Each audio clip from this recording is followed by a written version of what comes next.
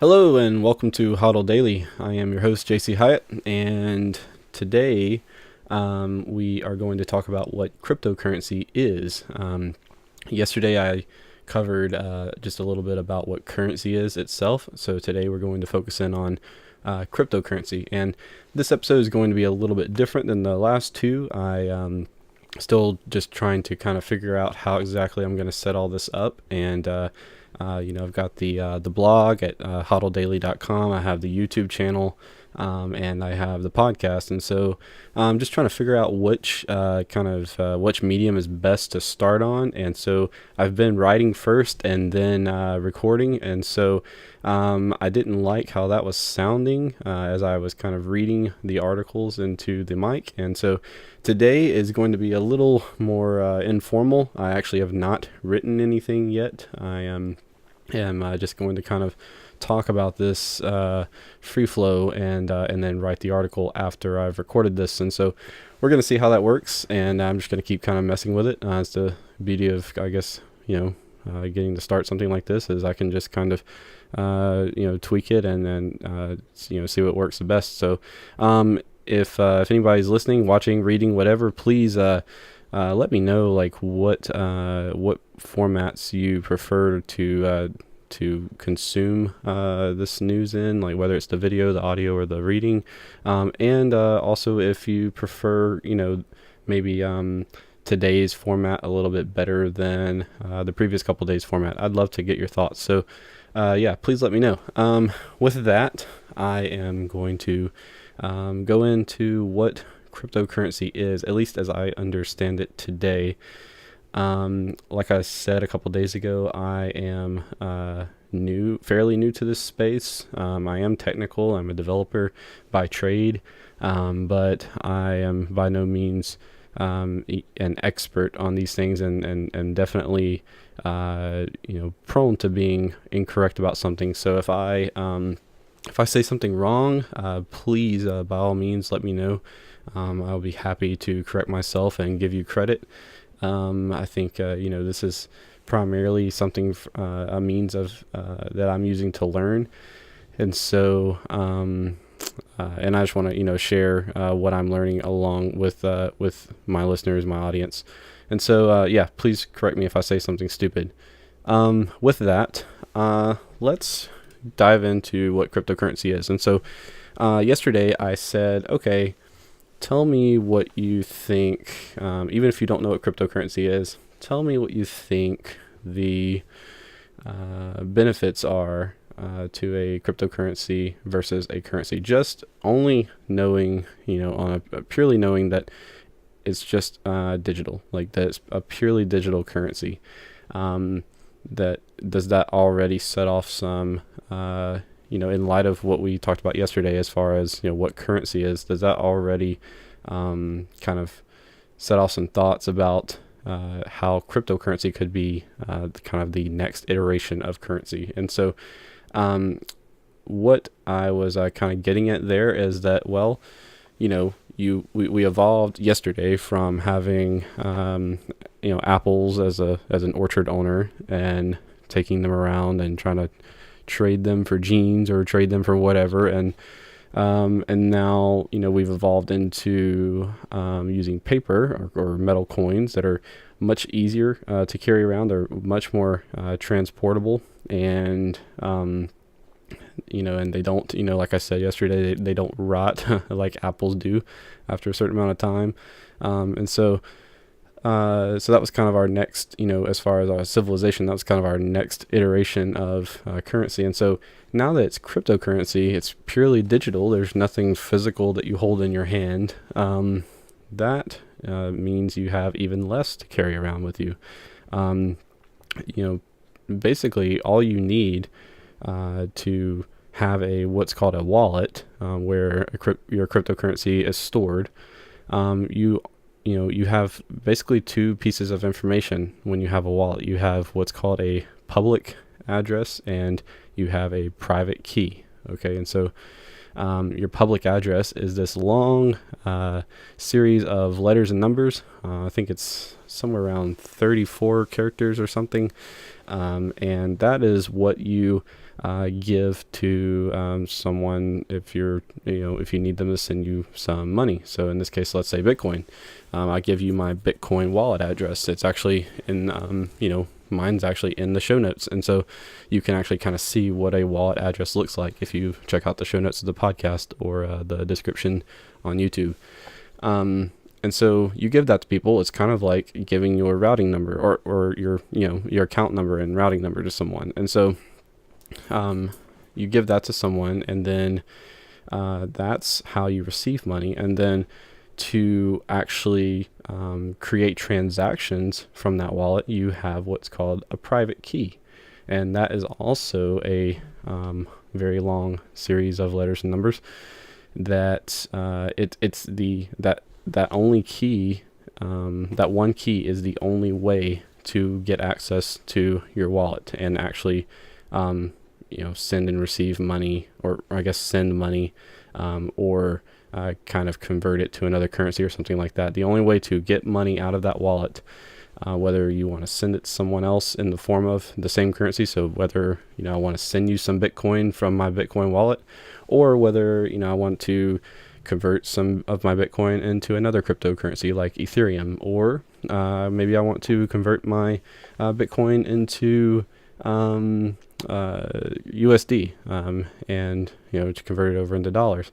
Either way, to do anything like that, to withdraw money or send money from that wallet, I'm going to have that private key. And so that's a very, very important piece of information. If you lose it, you have no way of accessing your funds. And so there are some tragic stories out there of people who had dozens, or even hundreds of Bitcoin that they just kind of had on a hard drive that they mined years ago when it was really, really cheap. And some of them still have those hard drives laying around, but the hard drives are crashed or something. They can't recover the data, and those dozens of coins are now worth tens or hundreds of millions of dollars. And so it's tragic stories like that. The reason they can't access it, apart from maybe in the situation of like a failed hard drive or something, is they just lost their private key. So you lose that private key, you essentially don't have the money. I mean, it's there, but you can't access it, and no one else can either. It doesn't get like absorbed back into the network to be remined or to go to charity or anything. Like it exists, and it can't go it can't go anywhere, but you also can't access it. And so that really sucks. And so you definitely want to hold on to that private key. Now, right now, you don't have to know exactly what that is, but just going back to the fact that a cryptocurrency, to be a cryptocurrency, there's kind of some common traits, and one of them is, like we already said, it's purely digital. So you have a public address and your private key, and the private key isn't the currency. The public address isn't the currency. That's simply the wallet. The currency is just essentially ones and zeros that the network agrees is currency. And it has various amounts, and so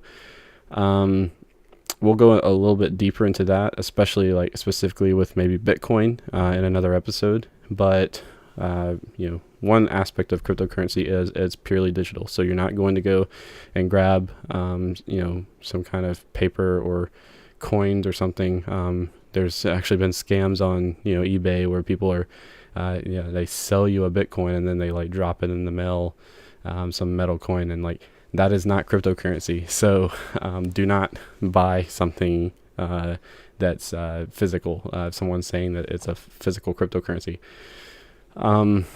So what's another aspect of cryptocurrency? So they are decentralized. So what does that mean? Well, it means there is no central bank or governing authority or like regulatory body or something like that to there's no centralized authority that says, yes, Bob has this amount of money in his account and Alice has this amount of money in her account, and yes, you're authorized to do that transaction, Bob, because you have enough money. And, yes, Alice, you're authorized to buy that meal at the restaurant or whatever it is because you have enough money. All that, when we have a centralized system like that, what we're doing is we're trusting that the bank will, first off, keep our money safe and prevent fraud, things like that. Banks fail at that all the time. Financial institutions fail at that all the time. Equifax literally just, lost 143 million people's personal information in one of the, maybe the biggest hack in history. And so it's a huge deal. And anytime you have one of these organizations, they're subject to being hacked. Also, we're trusting them to say that our balance that they claim as our balance is actually our balance. We're trusting them to reconcile our transactions and come up with the correct balance. We're trusting them to prevent double spending on our account, where maybe we swiped our card twice and maybe the money before somehow like 2 transactions were allowed to go through, but there wasn't enough money to cover both transactions. We're trusting the bank is the point. We're trusting the bank or a governing body to say, these transactions are allowed to take place, and take the money and make sure it gets to the proper destination that we're trying to send it to. So the aspect of cryptocurrency is that it's decentralized, and so what that means is there is no central authority here. So how does it work then? Well, that is largely due to technology called blockchain. Now, I'm going to lightly touch on that today, but I will most likely do a future episode on blockchain specifically, just to try to go in and do a deeper dive on what exactly blockchain is. I want to take some time to form that post because I want to make sure that it's understandable, because a lot of this stuff even at times can get over my head, and I am technical, and so I want to really be able to dive in and understand it in depth so that I can clearly communicate it to you in a way that makes sense. And so I will touch on it today though, but basically a decentralized network here is, or a blockchain is everyone who participates in running what's called a node, which all that is a node is a computer that someone has in their house, or some people maybe have like lots of these computers or servers like in a warehouse somewhere, whatever it is.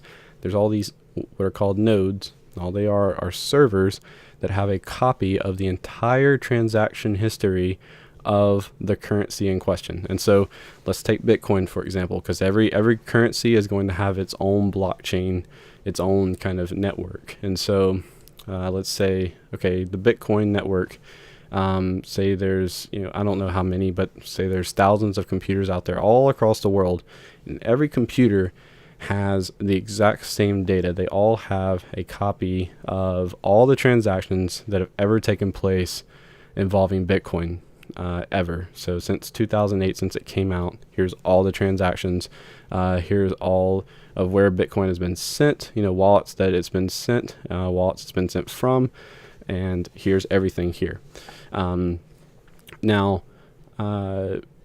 running a node right now, it's I think a couple hundred gigabytes is the size of the ledger. So what that is it's a ledger. It's all it is. It's a copy of everyone's transactions and balances and stuff. And so that is running a node is something that anyone can do.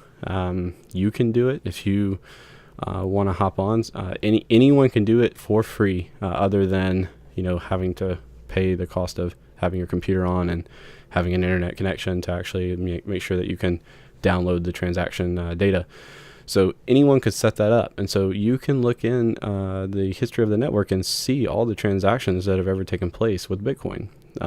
This is huge because you don't have to trust. No one's trusting a central authority to say, yes, like, so and so sent, Bob sent Alice 1 Bitcoin. Everyone can see that this wallet address sent that wallet address 1 Bitcoin. Now, not everyone knows that the first wallet address is Bob and the second one is Alice. And so, and we frankly don't care. We care that, if something gets called into question, we're not trusting a third party to resolve a dispute. It's all right there on the blockchain. It can't be manipulated. Once transactions are verified and written onto the blockchain, they are set in stone. They're irreversible. And so this is huge. And I will go into more detail on blockchain at another time. But the big thing you just have to wrap your head around is everyone can participate in being you don't have to trust anyone. Everyone can verify transactions themselves. So another mark of cryptocurrency is, like I just kind of said, they're not secured by people. They are secured by math.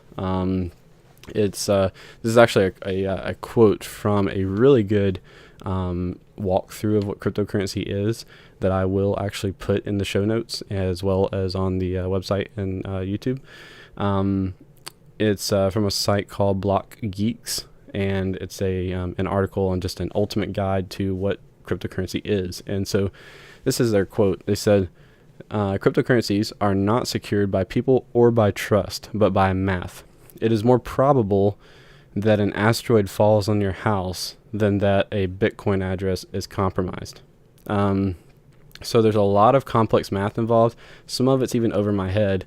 But the way that Bitcoin is set up, the way cryptocurrencies are set up is everything is mathematical. Everything is verified with math. Transactions are verified that they're legitimate transactions, that no double spending is going on, that Bob has enough money to send that 1 Bitcoin to Alice, and that all these things are verified by math. So you're not counting on someone to someone. That's the point. You're not counting on someone to say yes, all these these things are allowed to happen. And so another aspect of cryptocurrency is because everything's done by math, they're essentially fraud proof. It would take to overcome the Bitcoin network.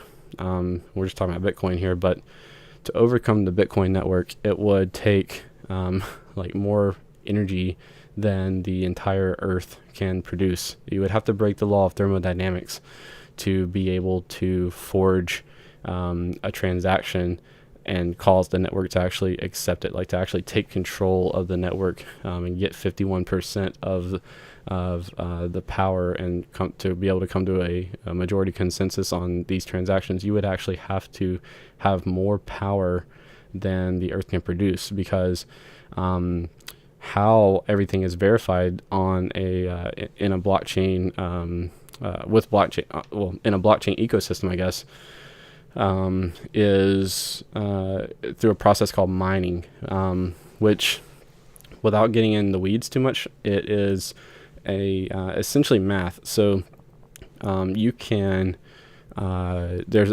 these days you can't really, at least with Bitcoin, you can't really mine it with your regular old computer at home. You can mine other cryptocurrencies. By the way, there are over 1,000 cryptocurrencies, and so I definitely go and check them out. I'll include a link to a site called coinmarketcap.com in the show notes, just so you can kind of see what's out there.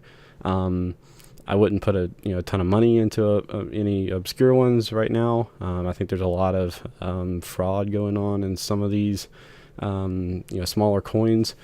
But anyway, this process called mining is basically to mine a coin, you're basically listening for transactions.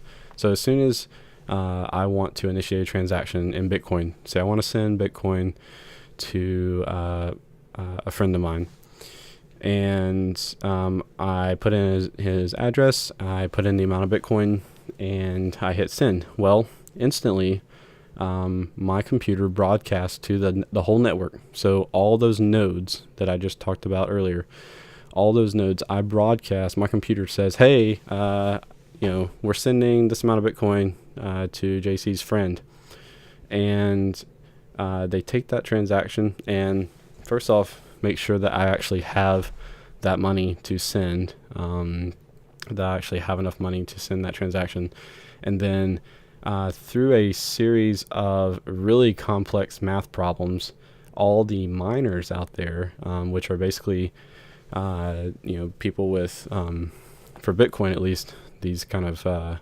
specialized computers that are made to do one thing really well, and that is solve these math problems. So these are computers that literally are made to do something like millions or maybe even billions of computations a second, be able to run through all of these different, basically trying to solve this math problem, be able to run through all these like possible inputs to try to get the right output that they need.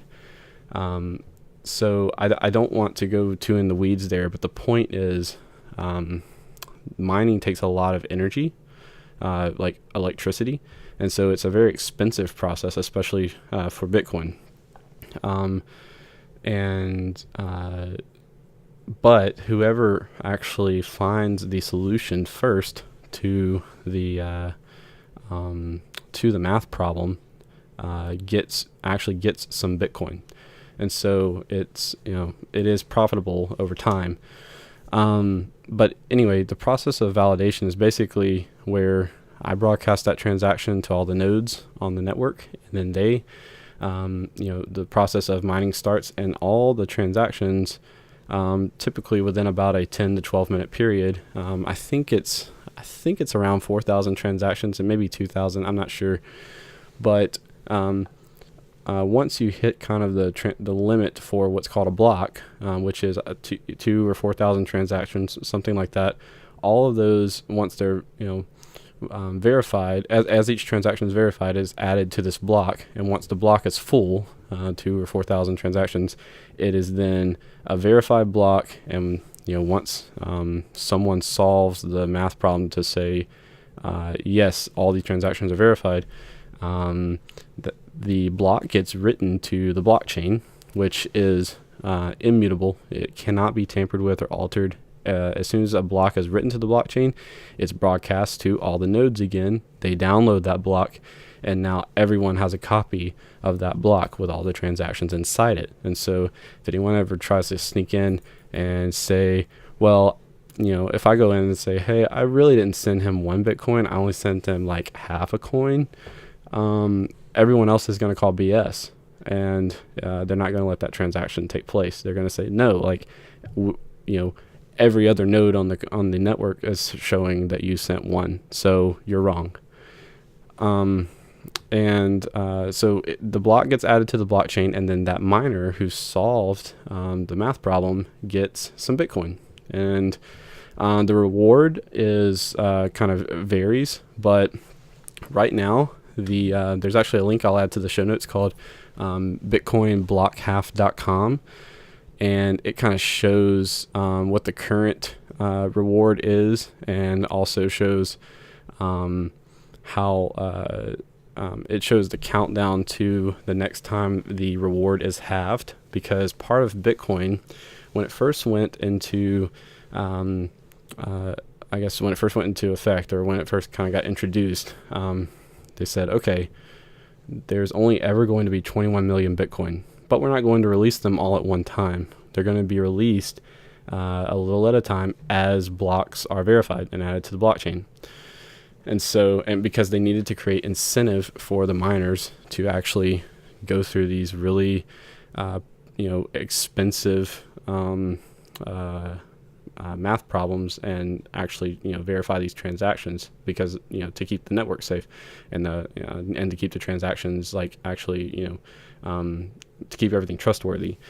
And so they said, okay, we're going to release X amount with each block. Well, every 210,000 blocks, they half the number of coins that is in the reward. So the current reward is actually 12.5 Bitcoin for if you successfully mine a block. And so that would come out to, at today's prices, I don't know, roughly like $80,000, I think. Let's see, about a little over $90,000. So, but every 210,000 blocks, that reward gets halved. And so, right now it looks like the ETA on that date is the 12th of June in 2020. The reward size will be halved from 12.5 to 6.25 coins. You can see this for yourself. The reason it's an estimated date is because there is varying degrees of speed and how fast the miners are able to solve each block. And so that introduces another aspect of cryptocurrency, which is and mining, which is called the difficulty. And so there is difficulty is kind of exactly what it means. Like, it's how hard is that math problem that they have to solve. And the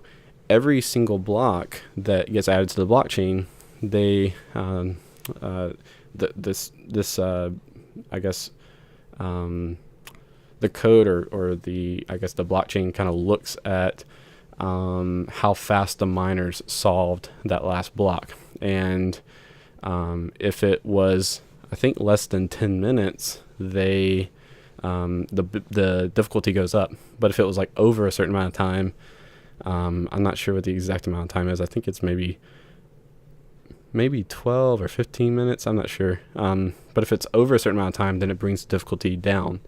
And so this prevents, all the coins from being mined too fast, because there's a whole market of people out there who are trying to, who are coming up with these really specific computers made for mining. They're called miners.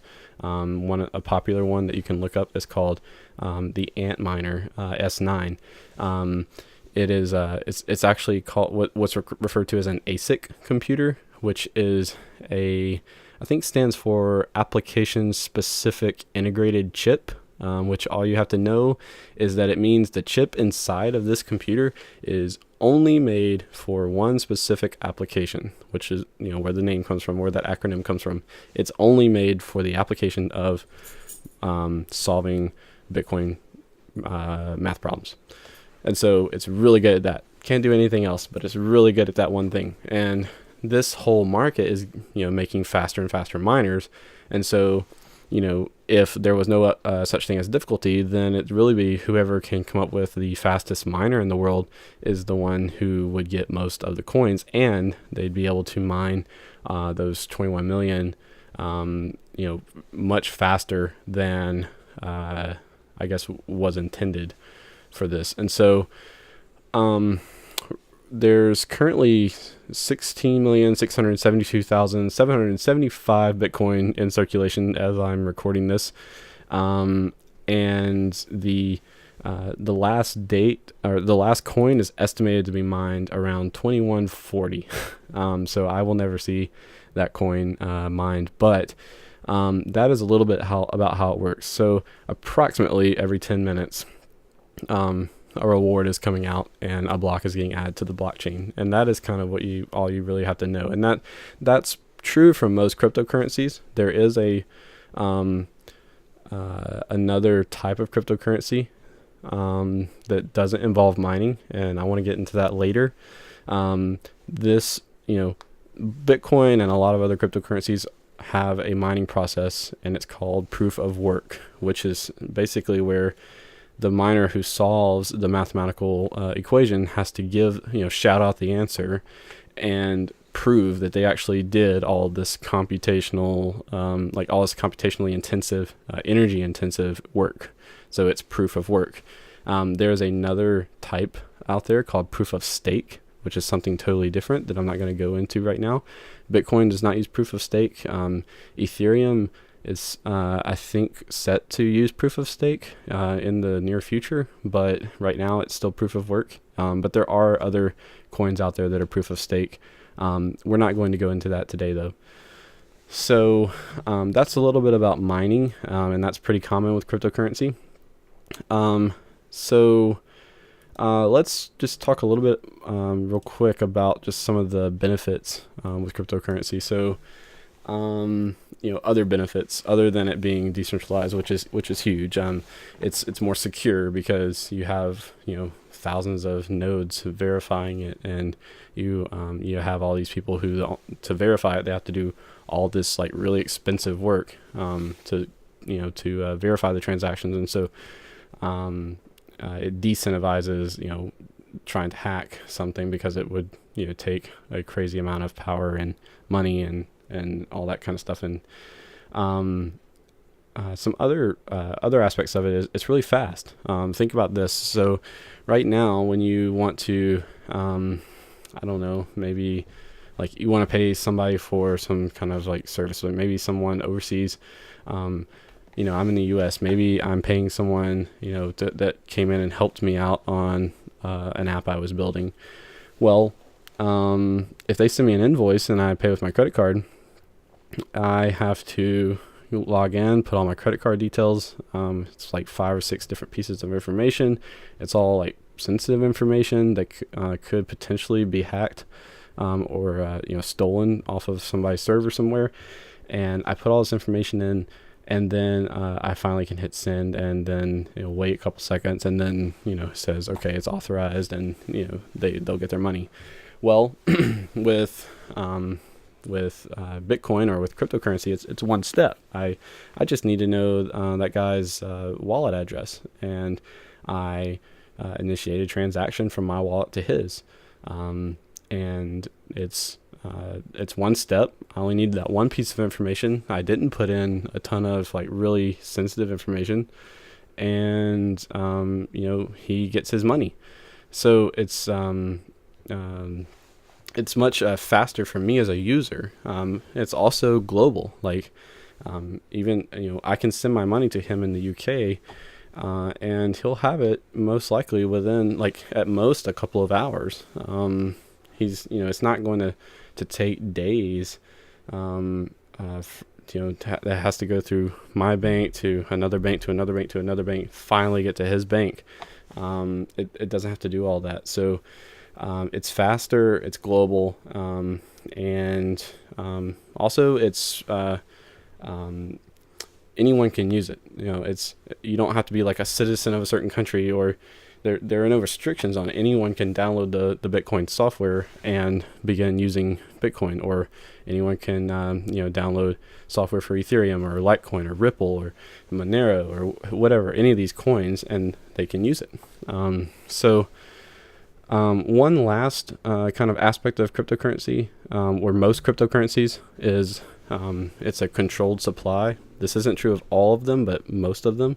It's a controlled supply. So unlike where in the US the Fed can just turn on the money printer and print more money and cause the value of the dollar to go down, in a cryptocurrency world, it's all predetermined. So in 2008, it was already predetermined in the code. You can go back and look at the source code, that there will only ever be 21 million Bitcoin ever. That number cannot change.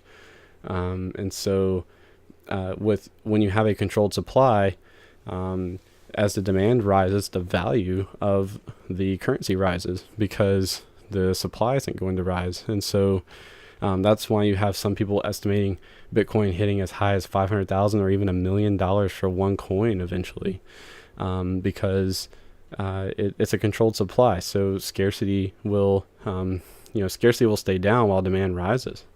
That is a bit about cryptocurrency. I'm sorry if that was kind of all over the place.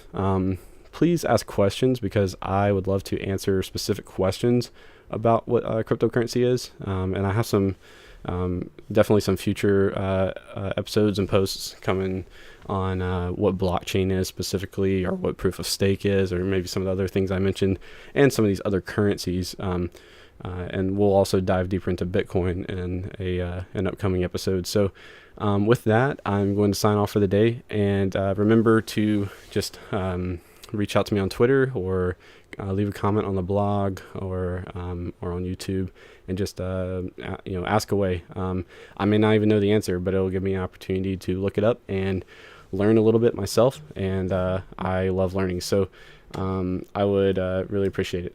All right, so I will see everyone tomorrow, and have a good one.